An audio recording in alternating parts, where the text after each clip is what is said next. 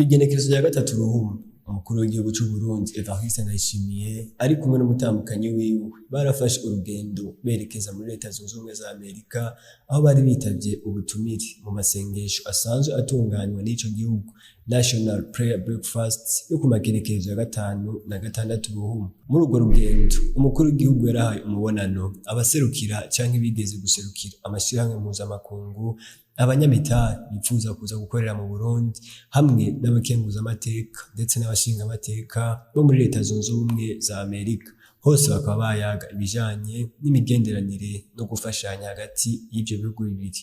Ku musi w'Imana niho umukuru w'igihugu n'umutambukanyi wiwe bashika mu gihugu c'Uburundi. Mw'ijambo ryiwe Evariste NDAYISHIMIYE akaba yaramenyesheje ingene urugendo rwagenze, ariko kandi arashimikira ku kintu nyamukuru yize muri urwo rugendo, ukungene yasanze inama nkenguzamateka ya Leta Zunze Ubumwe za Amerika ikora bitandukanye cyane n'ingene y'Uburundi ikora. Nakwicirwa kandi abarundi bakwiye gufatirako kuko narabonye abategetsi bo mu gihugu Leta Zunze Ubumwe za Amerika n'abategetsi koko usanga begereye abenegihugu.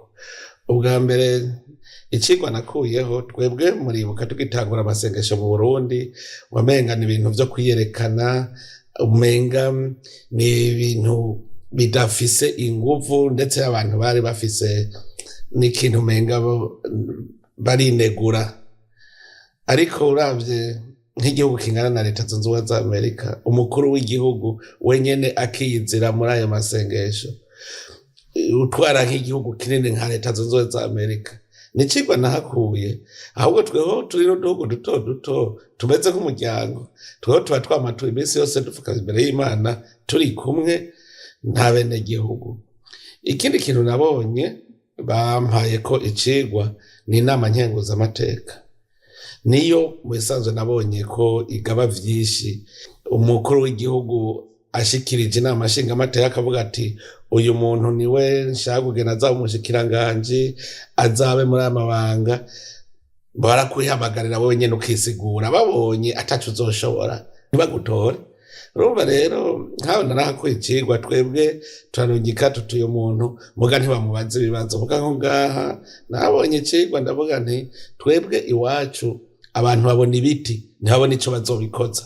Mugabo ngaha muri Leta Zunze Ubumwe za Amerika abakenguzamateka barakubaza ibibazo, wewe nyene ukishura, babonye atakirimwo ataco uzovamwo bagashobora kugusubiza inyuma. Nk'ico n'icigwa nabonye cane. Nabonye yuko koko ari abantu baserukira bene gihugu, usanga ari abantu biboneka ko bafise n'igihagararo, nta vy'ibiti bavanga bagiye mu biti, ahubwo barabona ko bagiye gufasha abene gihugu. Ico n'icigwa nahakuye gikomeye cane.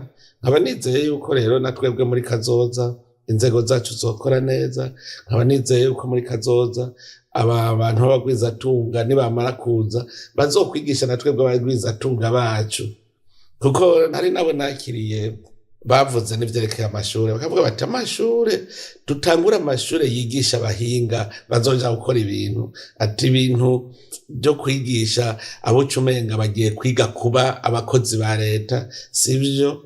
Ndetse baranambwiye yuko bashobora kuzogira ishure rimwe rirobanura urwaruka ruciye ubwenge cane, rucikiriritse, kugira ngo urwo ruciye ubwenge cane aba aribwo baca bigisha ibijanye no guhingura. Ahandi rero urwaruka rufise ubwenge bwinshi barujana mu bintu bijanye no guhingura, ibintu bijanye no gukora ibintu bituma itunga ry'igihugu ritera imbere. Rero nk'abagwizatunga narabatumiye baze bazi Burundi dukorane, ku buryo rero nibaza yuko tuzoshobora gufatiraho akarorero ku vyirwa nakuyeho, tugashobora gutera imbere muri iki gihugu cacu. Amasengesho akaba yari yuguruwe icese na Donald Trump, umukuru w'igihugu ca Leta Zunze Ubumwe za Amerika.